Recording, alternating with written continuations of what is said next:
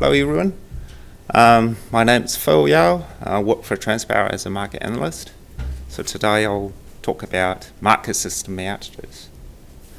So this piece of work links to RTP Consultation, question number 20, which was about the treatment of the spot prices during market system outages. So the proposed approach, using an example, say 7 minutes after 11 o'clock, the market system is down, so 11:07. The last dispatch price published at 11:05 will stand in till the end of the 1100 trading period. Then for the 1130 trading period, if the system is still down, I will be using the PRSS price published before the system outage, so likely to be the one published around 11:05 for the 1130 trading period. Okay, so that was proposed in the consultation.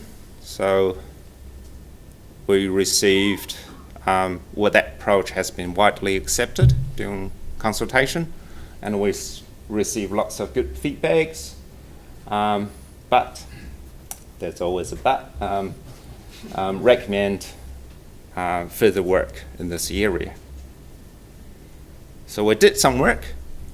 In this presentation, I'll cover, so first, why outages are required, what they are, for the period we selected, so which was between November 16 to Jan this year.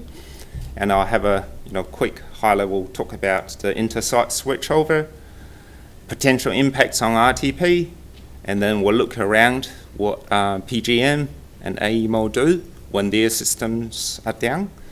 Just in case you don't know PGM, they are the RTO, Regional Transmission Organization, mainly in the eastern US. And then we also look at options trying to mitigate the impacts of the market system outages. Cool. First, why we have a market system outage. So the whole story goes back to early 2000 when the market system was designed, and the decision was made saying we're not to invest in an always up and hot system. So instead we designed or used a simplified version of the market system called SED, stand for standalone dispatch, to continue dispatch process when the market system is down. So the picture here, not very clear, but provides an overview of the market system. So the market system we'll talk about is the light blue box in the middle. It's quite complicated, have lots of things. For example, bids offers, HVDC, load forecast, and all the applications, the SPD, RMT, SFT, and all sorts. And also shows the interactions, between market system and all the other systems, right? Like NZX, WITS, market participants.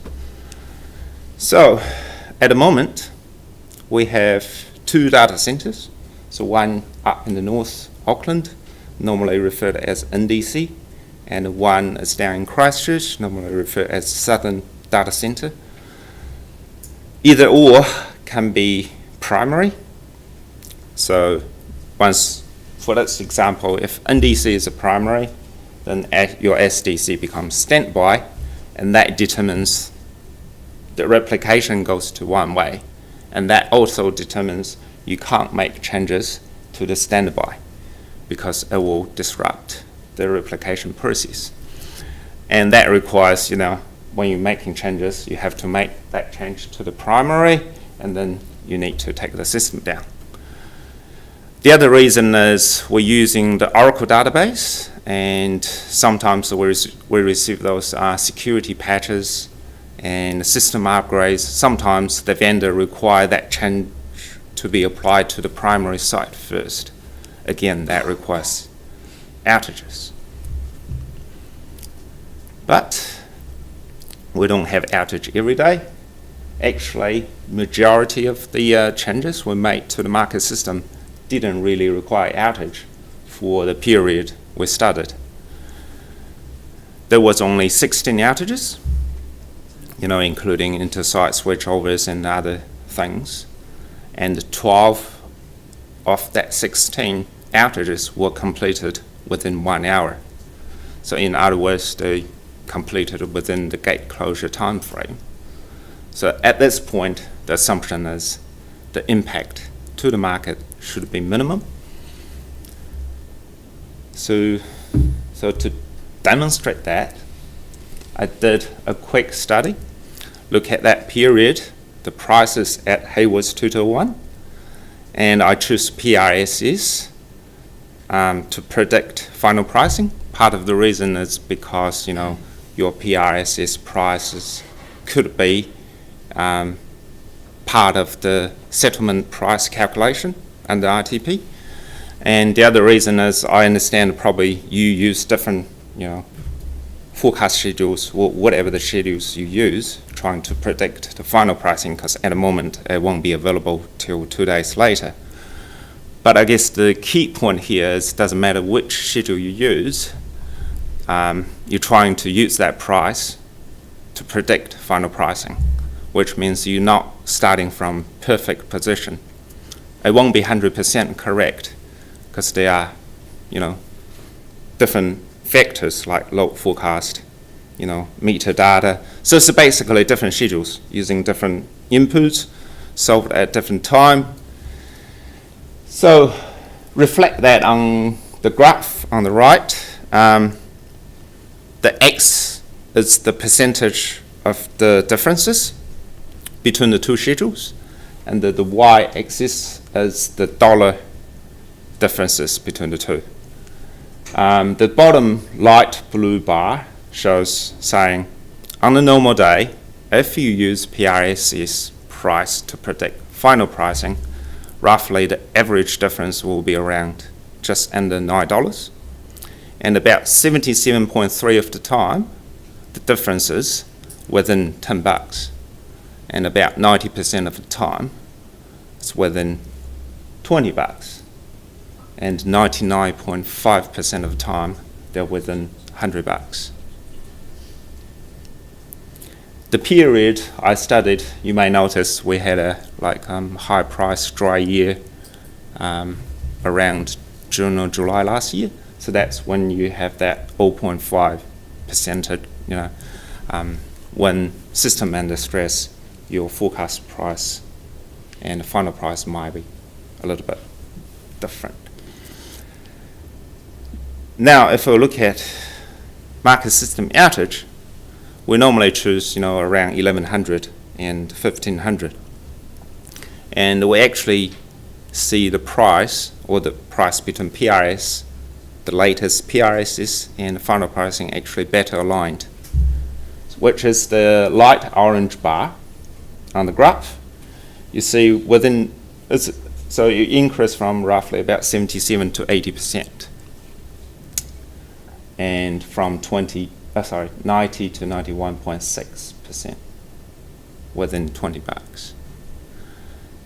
It doesn't mean, we should get rid of market system. It means, we choose that period.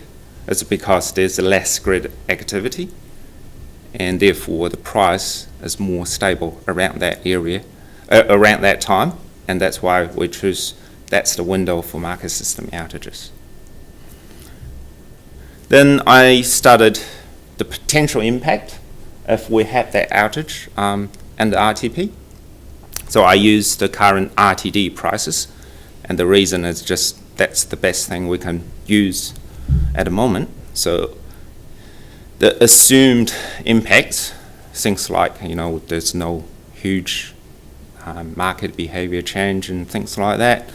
We'll look at all 4 inter-site switchover outages, which was 8 trading periods in total. The average difference was around $5.50, with the maximum differences around $14, which is the light grey bar on the top. So you see all that 8 trading periods doing inter-site switchover market system outages, they're all within the differences between PRS and final pricing, the RTP prices, all within $20.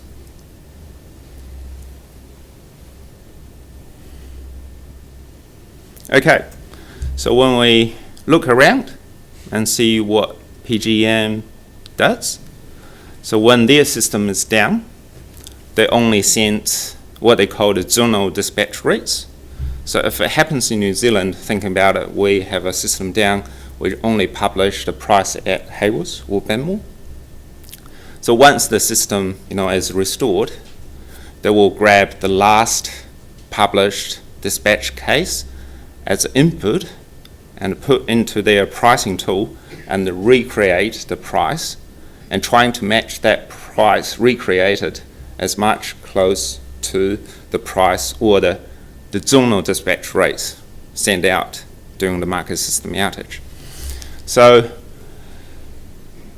say for a happy day scenario, which is probably okay because we all know all the other, because they're using nodal pricing as well, say again equivalent to New Zealand, saying your price at Hamilton or Penrose should be only losses related and the happy day scenario. But when you have bonding constraint or multiple bonding constraint, that process can be quite time consuming, and the PGM clearly stated that the approach is quite time consuming, and that's why they allowed the margin of the error or the tolerance at the moment is plus and minus $3, and under some extreme scenarios it can be up to plus minus $5. Considering the average price last year is roughly about $30 in US, according to the Google yesterday. AEMO. So they may suspend the market due to outage. So what they will use is something called market suspension pricing schedule, which published weekly on their website 2 weeks ahead, saying if they publish one today, they will be used as the price if they have a market system outage in 2 weeks' time. The price is based on the historical average data in the last 28 days. And they only have two sets of data. One is for the weekdays and one for the weekend. So that's what they do. And also, when they are ready and can come back, they still have to give the market at least 2 hours notice and saying, well, we'll be back in 2 hours, something like that. Okay, then we had a look at the options to mitigate the impacts of the outages. So without reading too much details about the options, because it's quite wordy and can be boring, I got a picture there and trying to use the example, saying, think about our market system and the SAD. So our market system is more like you have a car, then you have a bike, as said, as a bike hub. So saying if your car is due for maintenance service, you can choose a nice day, no wind, no rain, sunny. You can get your bike out, still take you from A to B. Then you have the options. Not having that bike, get a very shiny, expensive car, which is our option A. So you basically can running the whole system, two system hot all the time. Or you have the option to upgrade your bike to a motorbike, which is our option B, or you make your bike, 2 more wheels, make it, close to a car. But all that options will have significant build and ongoing support cost. They're quite expensive, almost require a fundamental change of our market system. So the conclusion we made is we're not going to invest a always up and hot system purely because it's quite expensive to do that, and also requires fundamental change to the market, to the existing market system. And we don't really have many outages, and they are, when it happens, they're infrequent event, normally take less than 1 hour to complete. And when it happens, which is a time frame when there's less grid activity, here, therefore, stable prices. And when we look around, there's nothing really we can quickly adapt to, what the other RP is doing. Again, like I already touched on, it's expensive and lots of effort to do that. But also, we still, consider saying, because the pricing regime will be different under RTP. So we say, okay, what type of the outages are suitable for the industry under RTP in terms of the frequency of the outage or the duration of the outage? Saying, do you prefer a less frequent but longer outages, or more frequent but shorter outages? I think that's the end of my presentation. Any questions? Yep. Any questions? In your presentation, you talk about a $8 to $14 difference. Looking at the actual outages, the numbers are quite a bit bigger when you look at the difference between PRS and real-time pricing. $8 to $14 sounds like a lot to me. It really does. It makes me the average difference is that's quite a lot. What's the value on the table over those trading periods? What is that inaccuracy worth? 'Cause just thinking about that in my mind, it looks like a bloody big number. And when you're saying your system changes to create something that's hot in real time and supported on both sides, so not having to have this is going to be expensive. Is there not some trade-off in between those two that could be achieved? Yeah, I guess the point here is, if you're looking at that number, it can be, big difference. But your starting point is, there's always a difference, even on a normal day. Because you're trying to use a different schedule to predict a price. That. So the question becomes, what is the economic value of going down this side of the path versus the value of going down a hot standby solution?